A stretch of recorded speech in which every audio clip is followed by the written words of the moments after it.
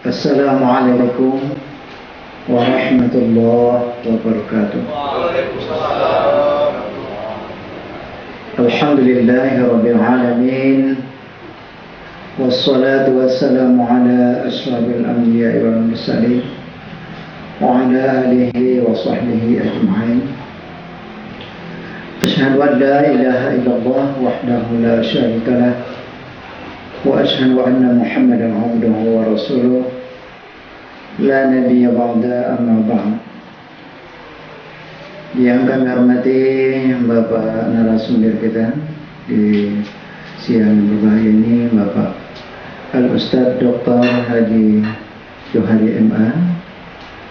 Yang saya hormati Direktur PT Al-Azhar Islamic Tour Padang beserta rombongan. Yang saya hormati Bapak Kabak Kesra Kota Dumai sekaligus peserta manasik umroh untuk umroh bulan Desember 2016 yang akan datang. Seterusnya Bapak-bapak, Ibu-ibu peserta manasik umroh yang saya hormati. Kembali kita bersyukur kepada Allah. Alhamdulillah. Yang terakhir, insyaallah nanti Bapak Ibu tetap kami akan panggil beberapa kali manasik sampai kita berangkat. Mungkin setidaknya 3 kali, Pak Ustaz. Ya kan? Jadi yang pertama ini sangat-sangat bersyukur dan sangat-sangat beruntung Bapak Ibu yang hadir pada sore yang berbahagia ini. Artinya mulai dari yang pertama, yang kedua, dan yang ketiga nanti tetap akan ikut ya. Jadi semakin sering mengikuti manasik tentu semakin paham, semakin mengerti. Nah, mudah-mudahan apa yang kita kehendaki akan menjadi kenyataan. Selawat beserta salam buat junjungan kita Nabi kita Nabi Muhammad SAW dengan mengucapkan Allahumma sholli ala Muhammad wa ala ali Muhammad. Pertama kami mengucapkan ribuan terima kasih kepada Bapak Ibu semua, terkhusus tentunya kepada Bapak Direktur PT Al-Azhar Islamic Tour Kota Padang yang telah hadir bersama kita, dan juga terkhusus kepada Bapak Dr. Haji Johari MA yang menyempatkan diri untuk bisa hadir bersama kita. Ini sangat beruntung, sangat-sangat beruntung ya, untuk kita bisa bertemu dan belajar bersama. Kemudian juga kami mohon maaf ya atas segala pelayanan yang kurang dari pagi sampai saat ini dari kami pengundang. Tentunya kami sebetulnya sudah berusaha semaksimal mungkin untuk yang terbaik. Ya, dari sekarang kami sudah memperhatikan ya pelayanan-pelayanan terbaik tentunya. Tapi mohon mungkin ada maaf ya, tentunya kita bisa berusaha semaksimal mungkin. Tentu ada kekurangan dan kelemahan-kelemahan di sana sini, dan itu akan menjadi catatan bagi kami. Kami tetap akan berusaha yang terbaik kami sajikan kepada Bapak Ibu semua sampai pemberangkatan, sampai pulang nanti. Nah, jadi baik, di sore hari ini kita mulai manasik umroh. Nanti disampaikan oleh langsung Bapak Johari MA. Beliau ini tak ragu lagi. Di kalangan haji Kota Dumai sudah hampir 5 tahun ini berturut-turut kami manasik haji dan umroh. Beliau ini yang kita datangkan dari Pekanbaru. Beliau adalah dosen Fakultas Syariah UIN Pekanbaru Riau. Namun sebelum itu ya sambutan atas kata-kata dari salah seorang dari Padang, yakni direktur atau Pak penasehat, salah seorang akhirnya mungkin dari Pak Abdul Salam atau Pak akan kembali pulang ke Padang. Jadi maksimalkan manasik yang diadakan oleh cabang kita di Dumai, maksimalkan, ikuti terus. Kemudian hal-hal sekecil apapun yang dikeragui, jangan malu-malu untuk bertanya. Tanyakan semuanya, sekecil apapun sampaikan, ditanyakan, sehingga nanti ketika umrah tidak ada lagi sesuatu yang tidak kita ketahui. Insyaallah Bapak Doktor kita akan menjawab semuanya. Mudah-mudahan apa yang kita inginkan, umrah makbulah insyaallah bisa kita gapai. Umrah makbulah, zaman maghfurah, semuanya bisa kita capai. Kami hanya mohon pamit untuk kembali pulang ke Sumatera Barat, Padang. Doakan mudah-mudahan aman, lancar di jalan, dan mudah-mudahan juga proses keberangkatan kita sampai ke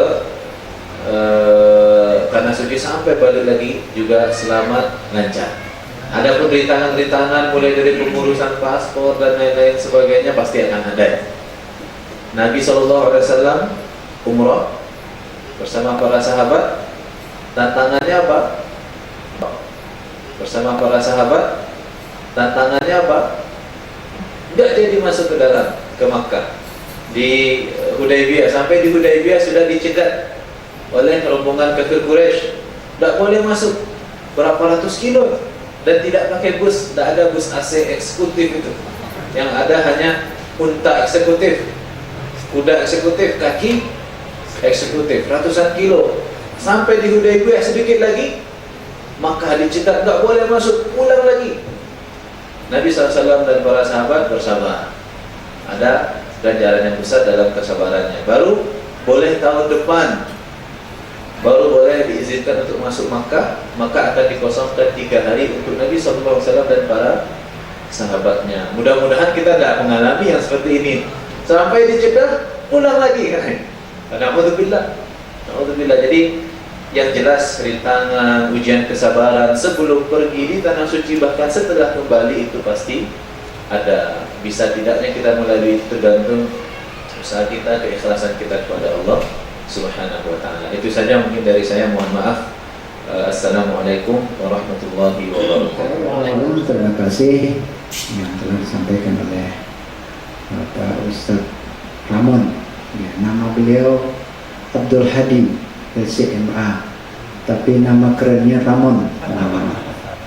Ya, kami panggil Ramon aja kan. Ya, nama beliau Abdul Hadi, Haji Abdul Hadi LCMA. Ya, beliau ini sudah sangat hampir tiap bulan juga memberangkatkan jemaah dari Padang, dari Batam, dari mana, segala macam. Baiklah, kita masuk kepada acara inti dan pokok. Sesungguhnya hari ini dalam manasik umroh yang disampaikan oleh Al-Ustadz Dr. Andus Dr. Haji Johari MA. Bapak, kami silakan. Hamdan wa syukran lillah, salatan wa salamun ala rasulillah wa ala alihi wa ashabihi wa mawala. Raditu billahi rabba wa bil islami dina wa bi muhammadin nabiyya wa rasulah. Bapak, ibu-ibu, saudara-saudara saya, calon jamaah umroh yang dimuliakan oleh Allah Subhanahu wa ta'ala. Alhamdulillah, bagi kita bersyukur kehadirat Allah Subhanahu wa ta'ala. Di pagi kita berkumpul bersama di Masjid Habibur Rahman. Yang pertama tadi dalam rangka launching PT Al-Izhar Islamic Tour yang tadi sudah sama-sama kita saksikan, dan insya Allah akan kita lanjutkan dengan bimbingan manasik umroh yang hanya dilaksanakan untuk sore hari ini, dan insya Allah katanya tadi akan dilanjutkan nanti menjelang keberangkatan Bapak Ibu ke tanah haji, tetapi manasiknya tidak bisa dilaksanakan hanya dalam satu kali tatap muka. Umroh paling tidak secara teoritis, apalagi nanti sampai mempraktekkannya, mungkin barangkali sebagai pengantar di mana sampainya nanti. Nah, lalu kita sambung pada pertemuan atau tatap muka yang selanjutnya, siapapun nanti yang ditunjuk oleh panitia untuk menyampaikannya. Nah, Bapak Ibu yang saya muliakan, cara Allah Subhanahu wa Ta'ala, untuk kita beribadah dengan hadir ke tanah suci Makkatul Mukarramah itu adalah yang pertama dengan melaksanakan ibadah haji, dan yang kedua adalah melaksanakan ibadah umroh.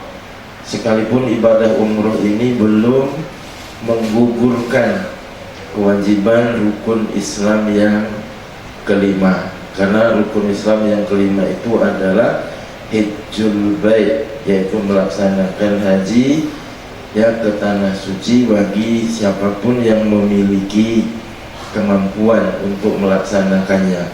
Dan kalau kita melihat Rasul Shallallahu Alaihi Wasallam, Rasulullah itu sebelum dia melaksanakan ibadah haji, dia terlebih dahulu melaksanakan umroh. Nah, Nabi itu berumroh 4 kali.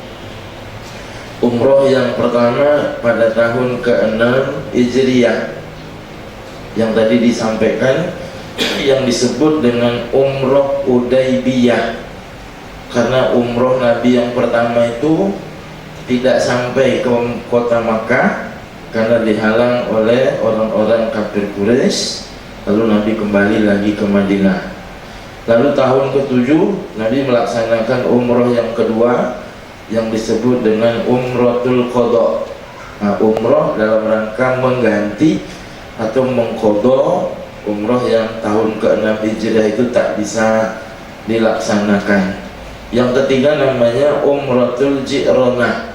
Nah, Nabi menyebut umroh ini umroh Ji'ronah karena mikot di saat Nabi melakukan umroh itu adalah Ji'ronah. Dan yang keempat adalah umroh Nabi bersama dengan hajinya, karena haji Nabi itu sekali saja.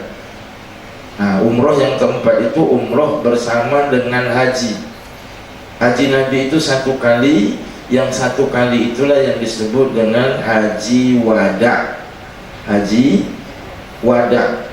Orang selalu mengartikan haji wada itu haji terakhir. Kalau haji terakhir itu berarti ada haji sebelumnya. Nah, padahal tidak ada haji sebelumnya. Haji Nabi itu pertama sekaligus terakhir, yang kemudian diberi nama dengan haji wada. Apa yang dimaksud dengan haji wada di situ adalah haji perpisahan. Wada itu artinya perpisahan. Kenapa diberi nama dengan perpisahan? Karena setelah Nabi melaksanakan ibadah haji, nah Nabi kemudian wafat, kita kemudian berpisah. Nah, itulah maka haji Nabi itu disebut dengan haji wada, bukan haji yang terakhir dalam arti ada haji yang sebelumnya. Bapak Ibu yang saya muliakan, karena melaksanakan umroh ini adalah melaksanakan ibadah, maka setiap ibadah yang kita kerjakan tentu semua kita berharap dan berkeinginan agar ibadah itu menjadi ibadah makbulah, agar ibadah itu menjadi ibadah yang diterima. Kalau dalam sebutan istilah haji namanya haji mabrur, tentu kita berharap dia menjadi ibadah yang makbulah, menjadi ibadah. Untuk istilah haji tadi, hajinya mabrur. Mabrur itu sama juga makbul, nah diterima. Kalau umroh adalah umroh makbruroh, umroh yang makbulah. Nah, oleh karena itu kita mesti memahami dulu sebelum kita cerita tentang bagaimana umroh harus dilakukan, Maka umroh sebagai sebuah ibadah, agar dia menjadi umroh yang mabrurah atau umroh yang makbulah atau umroh yang diterima oleh Allah Subhanahu wa taala, paling tidak ada beberapa persyaratan yang oleh para ulama selalu disebut syurutul umroh al-mabrurah, syarat-syarat agar umroh yang kita lakukan itu menjadi umroh yang mabrurah, menjadi umroh yang makbulah atau umroh yang diterima oleh Allah Subhanahu wa taala. Kalau haji tentu haji mabrur. Kalau umroh al-mabrurah hanya untuk penyesuaian lapas saja, karena dia ada ta marbutohnya, maka dia juga harus dikasih ta marbutohnya, menjadilah dia al-umroh al-mabrurah. Jadi syurutul umratil mabrurah, syarat-syarat umroh menjadi umroh yang mabrur, umroh yang makbul, umroh yang diterima oleh Allah Subhanahu wa taala. Paling tidak yang pertama, antakunal umrah khalisan lillahi ta'ala. Agar umrohnya menjadi umroh yang mabrurah atau makbulah, maka syarat yang pertama, antakunal umroh khalisan lillahi ta'ala. Maka umroh itu mestilah dilaksanakan khalisan, ikhlas lillahi ta'ala. Bapak Ibu yang saya muliakan, tentu itu bukan hanya untuk umroh. Sholat mesti dilakukan dengan khalisan, ikhlas. Puasa mesti dilakukan dengan ikhlas. Zakat mesti dilakukan dengan ikhlas. Haji mesti dilakukan dengan ikhlas. Karena ikhlas itu, khalisan lillahi ta'ala ini, itu adalah konsekuensi dari syahadat kita. Syahadat tauhid kita mengatakan asyhadu an la ilaha illallah, aku bersaksi la ma'budah, tidak ada yang berhak untuk diibadati bihaqqin, secara hak, kecuali Allah. Itu syahadat mesti dikerjakan khalisan lillahi ta'ala, mesti dilakukan dalam rangka mengharap dan mencari ridho Allah Subhanahu wa ta'ala, dan tidak boleh ada sekutu di dalamnya. Allah katakan di dalam Al-Quran, faman kana yarju liqa'a rabbih, barang siapa yang berkeinginan ketemu dengan Rabbnya, falyamal amalan salihah, maka hendaklah dia beramal soleh. Bagaimana amal soleh itu harus dilakukan?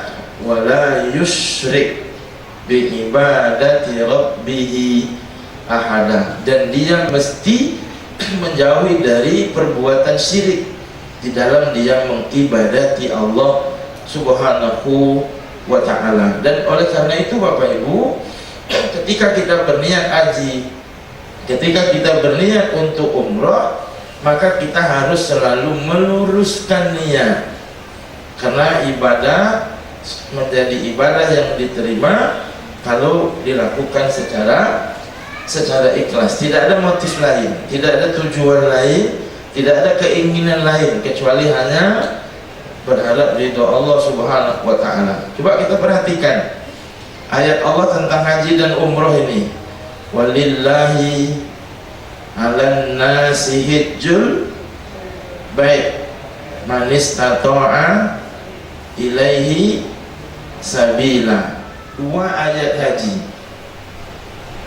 lillahnya ditaruh di depan. Ayat yang kedua kata lillahnya ditaruh di belakang. Ini bukan begitu saja sesuka Allah misalnya nggak menaruh di depan, nggak di belakang, tetapi punya makna. bahwa untuk urusan haji dan umroh kita mesti mengerjakannya, tak boleh keluar dari dua pagar ini. Kalau ibarat pagar, begini dia. Ini pagar lillah yang pertama, ini pagar lillah yang kedua. Ayat ini ditaruh di depan, ayat haji yang kedua ditaruh di belakang. Maka kerjakanlah ibadah haji dan umroh itu dalam frame lillah ke lillah. Tidak boleh ada motif, tidak boleh ada niat yang lain. Karena ini konsekuensi dari syahadat. Nah, itu yang pertama. Yang kedua, supaya umrohnya menjadi umroh yang makbulah, syaratnya adalah antakunal umroh muwafiqan lihadiyin nabiyyi sallallahu alaihi wasallam. Ini tak bisa ditawar-tawar. Supaya umrohnya menjadi umroh yang mabrurah, maka kerjakanlah umroh itu muwafiq, bersesuaian dengan apa? Lihadiyin nabiyyi sallallahu alaihi wasallam. Harus sesuai dengan petunjuk bagaimana umroh itu harus dilakukan, karena ini ibadah. Bapak Ibu yang saya muliakan, ini kalau kholisun lillah itu adalah konsekuensi dari syahadat asyhadu an la ilaha illallah, muwafiqan itu berarti konsekuensi dari syahadat wa asyhadu anna Muhammadan Rasulullah. Aku bersaksi bahwa Muhammad itu Rasul Allah. Maka dalam setiap ibadah yang kita lakukan, dia mesti muwafiq, dia mesti bersesuaian dengan petunjuk yang diajarkan oleh Nabi. Jadi tak boleh dibuat sesuka hati, tak boleh menggunakan logika, tak boleh pula dalilnya kaji mumpung. Bapak Ibu, saya ingin beritahu pengalaman saya membawa jemaah haji, memperhatikan jemaah-jemaah yang melaksanakan ibadah haji. Itu selalu mereka melakukan ibadah itu tidak muwafiq. Saya nak kasih contoh misalnya dalam haji. Dalam haji itu pada hari ke-10, Bapak Ibu yang sudah berhaji, kita tugasnya hanya melontar jumroh Aqobah saja hari ke-10 pagi itu. Setelah kita berangkat dari Musdalifah menuju Mina, hari ke-10 pagi itu jamaah haji kerjanya cuma satu, melontar jumroh Aqobah. Nah, itu dalam aturan yang dibuat oleh Nabi yang harus kita ikut. Melontar jumroh Aqobah pada hari ke-10 itu mestilah setelah matahari terbit baru mulai. Artinya kalau matahari belum terbit, tentu belum boleh melontar jumroh Aqobah itu. Kalau ada orang melontar sebelum matahari terbit, berarti tidak muwafiq namanya Bapak Ibu. Karena petunjuk Nabi tak gitu. Lontar jumroh Aqobah itu mesti setelah matahari terbit untuk hari yang ke-10. Tetapi kemudian apa persoalannya saya juga tidak paham, maka orang berebut-rebut pergi melontar subuh pagi-pagi, hingga ada jamaah kemudian pulang melontar katakan ke saya, Pak Ustaz, saya udah selesai melontar jumroh Aqobah, enak Pak Ustaz, sepi katanya. Kenapa sepi? Karena memang belum saatnya melontar. Apa Bapak Ibu bayangkan? Ini contoh kecil. Padahal semua pekerjaan itu mesti muwafiq, mesti sesuai dengan apa yang dipetunjuki oleh Rasul Shallallahu Alaihi Wasallam sebagai konsekuensi dari syarat. Ini syarat penting 1, 2 ini tak bisa ditawar-tawar. Ya, karena ini adalah konsekuensi dari tauhid. dari syahadat kita, baik syahadat tauhid ataupun syahadat rasul. Yang pertama tadi khalisan lillahi ta'ala, yang kedua muwafiqan, berarti sesuai. Yang supaya sesuai dengan petunjuk Nabi itulah yang nanti akan yang diajarkan. Nah, insya Allah ini kita pahami dulu. Yang ketiga, umroh supaya menjadi umroh yang makbulah, antakunal umroh binafaqatil malil halal. Binafaqatil malil halal, supaya ibadah umroh yang mabrurah, maka bawalah biaya untuk umroh itu binafaqatil malil halal, dia mesti dengan nafkah harta yang halal. Kenapa gitu? Nabi katakan innallaha thayyibun, sesungguhnya Allah itu maha baik, la yaqbalu, Allah itu tidak mau terima illa thayyiban, kecuali juga yang baik. Ini ibadah. Nah, ini ibadah. Oleh karena itu Bapak Ibu perlu dijaga betul pembiayaan, ya, ongkos yang kita bawa untuk umroh atau haji itu mesti betul-betul termasuk dalam kategori binafaqatil malil halal. Jangan ada harta syubhat, apalagi harta haram, jangan dibawa, karena ini selalu jadi masalah. Itu yang ketiga. Yang keempat, supaya umrohnya mabrur, antakunal umroh bimanasik at-taisir. Kerjakanlah umroh itu atau haji, kalau ibu nanti pergi haji, dengan manasik yang mudah, bukan manasik yang susah. Bapak Ibu yang saya muliakan, saya ingin buat perbandingan. Syarat yang kedua, bahwa melakukan umroh atau haji itu mesti muwafiq, mesti sesuai dengan petunjuk yang menjadi umroh yang mabrur. Yang keempat, kerjakan manasik umroh itu dengan manasik yang mudah. Nah, saya ingin buat komparasi atau perbandingan. Jamaah haji pada kenyataannya, yang dia harus ikut petunjuk Nabi, dia tak buat. Contoh tadi apa? Melontar sebelum waktunya, dia tidak ikut. Disuruh dengan manasik yang mudah, dia malah membuat manasik yang sulit. Nah, contoh gini Bapak Ibu, salah satu rukun umroh yang Bapak Ibu nanti akan kerjakan adalah tawaf,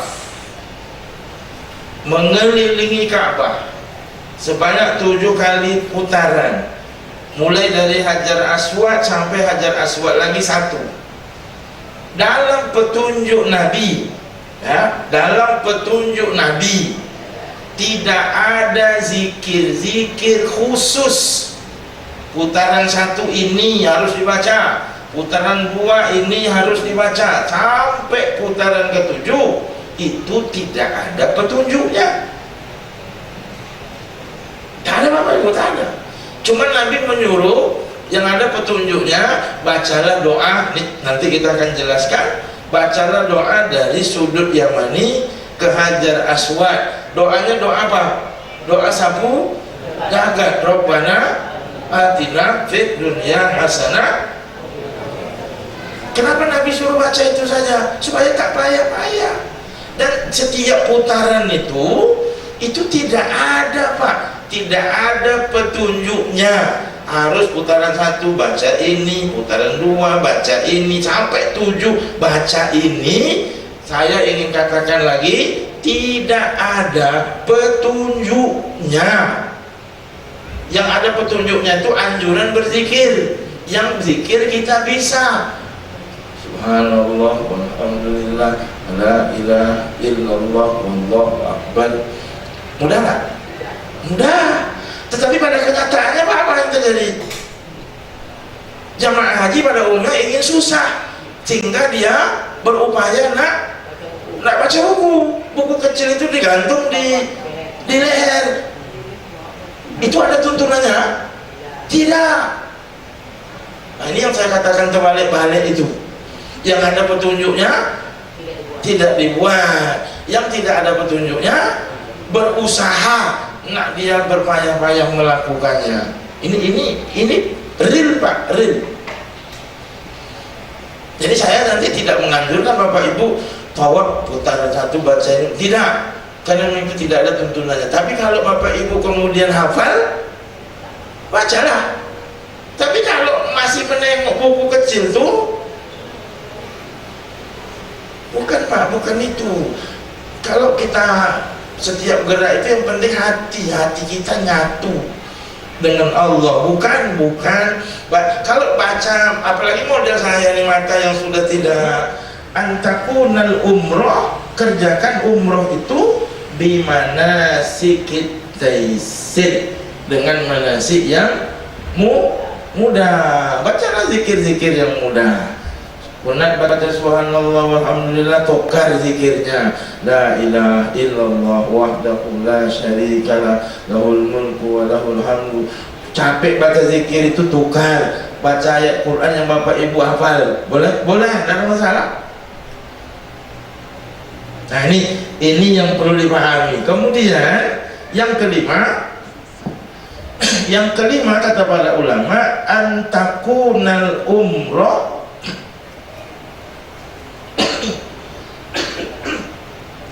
antakunal umroh kholian. Nah, kholian itu sunyi, kosong. Kholian anil jadal lah. Kemudian wayastamilu ala makarimil akhlak. Nah, ini Pak, ini syarat 5 ini tak bisa tidak nih. Kalau ingin umrohnya